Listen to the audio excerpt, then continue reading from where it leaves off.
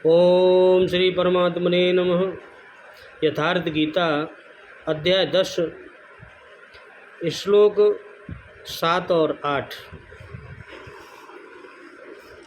एतां विभूतिं योगं च मम यो वेत्ति तत्त्वतः सोऽविकम्पेन योगेन युज्यते नात्र संशय। अहं सर्वस्य प्रभो मक्तः सर्वप्रवर्तते इति मत्वा भजन्ते मां बुद्धा भावसमन्विता। भगवान कह रहे हैं, अर्जुन, जो पुरुष मेरी इस परमेश्वर रूप विभूति को और योग शक्ति को तत्व से जानता है, वह निश्चल भक्ति योग से युक्त हो जाता है। निश्चल भक्ति योग से, इसमें कुछ भी संशय नहीं है। और मैं वासुदेव ही संपूर्ण जगत की उत्पत्ति का कारण हूँ और मुझसे ही सब जगत चेष्टा करता है। इस प्रकार समझकर श्रद्धा और भक्ति से युक्त बुद्धिमान भक्तजन मुझ परमेश्वर को ही निरंतर भजते हैं। निरंतर भजते यानी भजन करते हैं, भगवान ने कहा।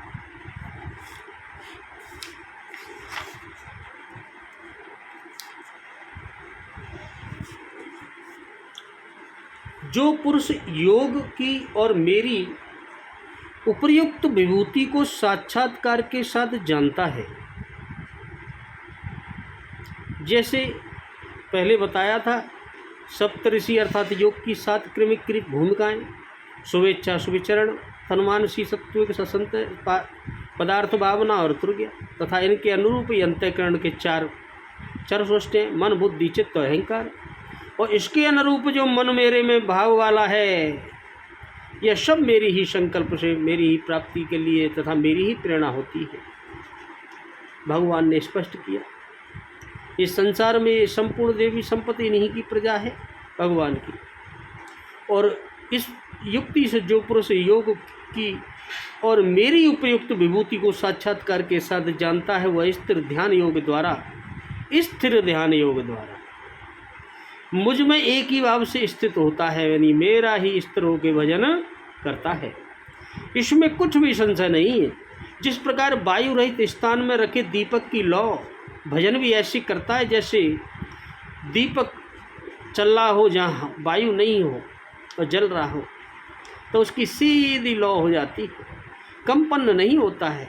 योगी के चित्त, जीते हुए चित्त की यही परिभाषा है। अविकंपेन शब्द इसी आशय की ओर संकेत करता है। इस श्लोक में मैं संपूर्ण जगत की उत्पत्ति का कारण हूँ। अर्जुन, मुझसे ही संपूर्ण जगत चेष्टा करता है मेरी ही वजह से। इस प्रकार मानकर श्रद्धा और भक्ति से युक्त ऐसा ही मानते हैं कौन लोग? जो विवेकी जन हैं, पूरी श्रद्धा के साथ और भक्ति के साथ युक्त विवेकी जन मेरा निरंतर भजन करते हैं।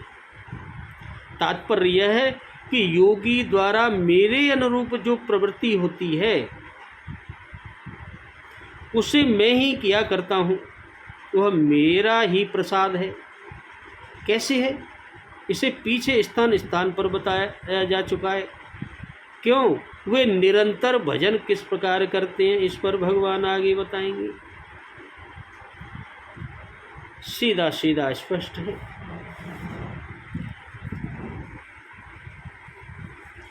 श्रीमद् भगवत के 8वें स्कंद से पहले 5वें और 13वें अध्याय का विस्तार से वर्णन पढ़ना चाहिए। विभिन्न पुराणों में इनके नाम भेद मिलते हैं। यहाँ श्रीमद् भगवत के अनुसार दिए गए नाम हैं। जो कुछ दृश्यमात्र संसार है, वह सब भगवान की माया है। जो कुछ संसार में दिख रहा है, वह माया है। और एक वासुदेव भगवान ही सर्वत्र परिपूर्ण है, वही है चारों तरफ। यह जानना ही तत्व से उनको जानना है। यहाँ एताम विशेषण सहित विभूति पद किसका वाचक और योगम पद से क्या कहा गया, इन दोनों को तत्व से जानना क्या है।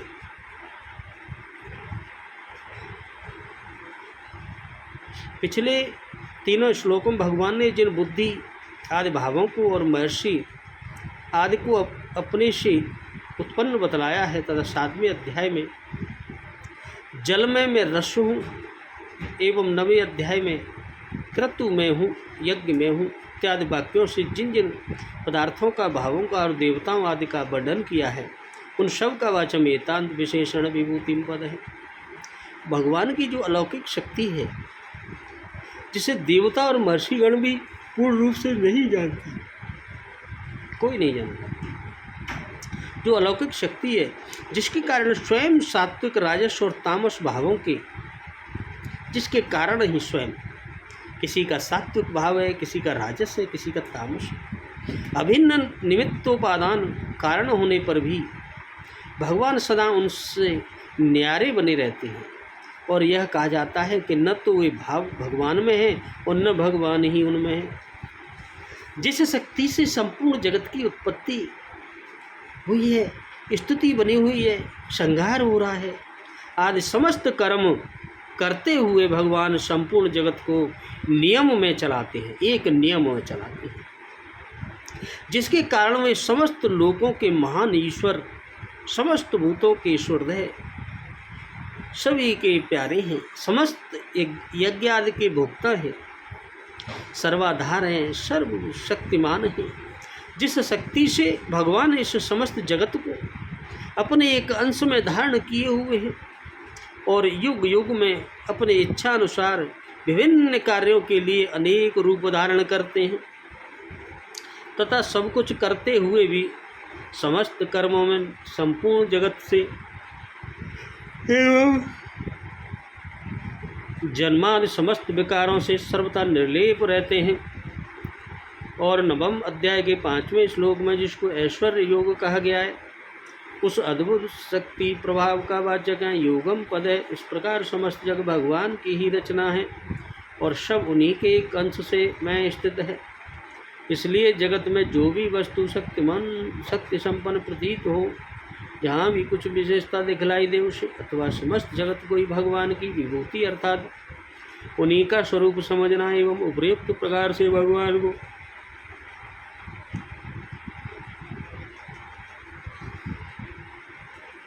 समस्त जगत के कर्ता, हर्ता, सर्वशक्तिमान, सर्वेश्वर, सर्वाधार, परम दयालु, सबके ईश्वरदेव और सर्वंतर्यामी मानना, यही भगवान की विभूति और योग को तत्व से जानना है।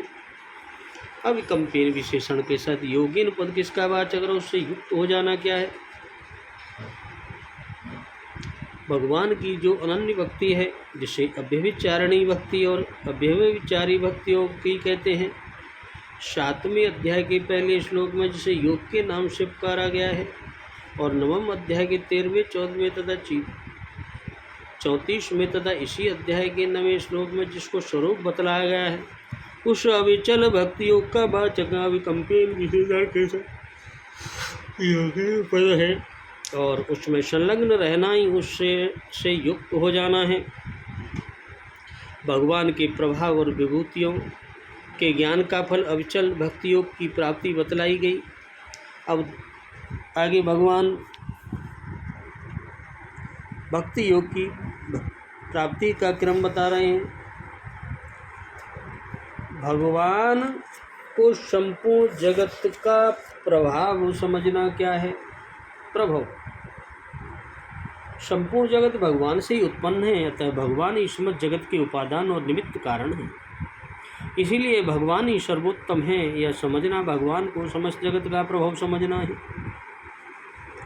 संपूर्ण जगत भगवान से ही चेष्टा करता है, यह क्या है। भगवान के ही योग बल से यह सृष्टि चक्र चल रहा है।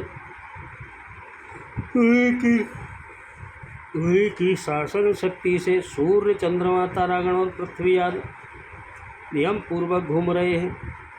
उन्हीं के शासन से समस्त प्राणी अपने अपने कर्मानुसार अच्छी बुरी योनियों में जन्म धारण करके अपने अपने कर्मों का फल भोग रहे हैं। इस प्रकार से भगवान को सबका नियंता और प्रवर्तक समझना ही संपूर्ण जगत भगवान से चेष्टा करता है यह समझना है। भाव संबिनता विशेषण सहित बुद्ध पद किस भक्तों का वाचक है?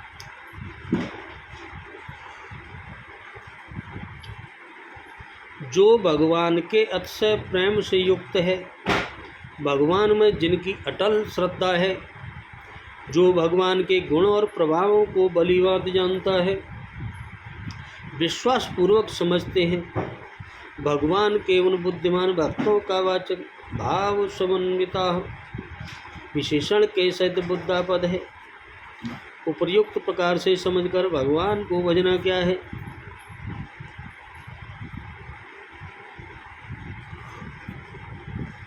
उपर्युक्त प्रकार से भगवान को संपूर्ण जगत का कर्ता हर्ता प्रवर्तक समझकर अगले श्लोक में कहे हुए प्रकार से अतिशय श्रद्धा और प्रेम पूर्वक मन बुद्धि और समस्त इंद्रियों द्वारा निरंतर भगवान का स्मरण और सेवन करना ही भगवान को भजना है।